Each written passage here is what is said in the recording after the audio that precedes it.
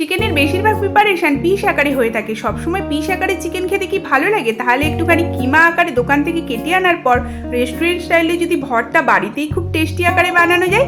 প্রথমে কিমা আকারে চিকেন কিনে আনার পর নর্মালি আমরা যেমনভাবে চিকেন ম্যারিনেট করে রেখে দেবো, দেন কিন্তু কড়াইয়ের মধ্যে দেবো দারুচিনি, এলাচ, দেওয়ার পর একটা বড় সাইজের পেঁয়াজ কুচি, লঙ্কা কুচি দিয়ে হালকা লাল লাল ভাজা হয়ে এলে আদা বাটা, রসুন বাটা দেওয়ার পরে ওই চিকেন কিমাটাকে যে ম্যারিনেট করে রেখেছিলাম ওটা কড়াইয়ের মধ্যে দিয়ে সমস্ত গুঁড়ো মশলাগুলো ওর সাথে দিয়ে খুব ভালোভাবে মিশিয়ে নেবো।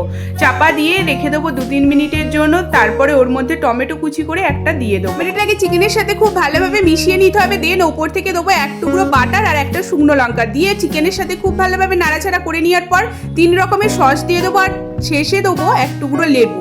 আর যদি থাকে কসুরি মেথি বাড়িতে তাহলে তার কোনো কথাই নেই, হাতের সাহায্যে একটুখানি ঘষে ওপর থেকে দিয়ে নামিয়ে নিলেই চিকেন ভর্তা একদম রেডি। আর দেরি না করে রুটি বা পরোটার সাথে পেট পুজোটা হয়ে যাক।